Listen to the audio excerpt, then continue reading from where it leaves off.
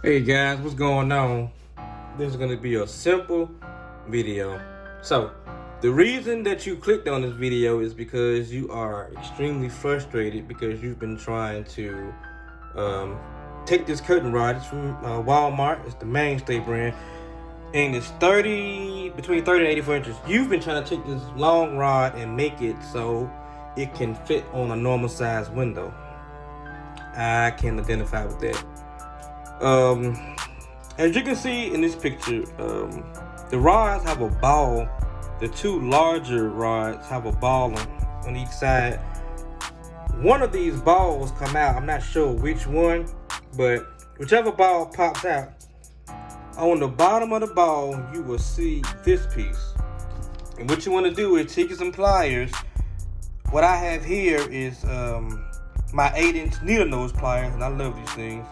All you want to do is place it here and just give it a nice little tug, and it will come off from the bottom of the ball. Once you take it off the bottom of the ball, you can now place the ball in this part right here, and you now have a normal size curtain rod. That should fix the problem. That should take all your frustration away.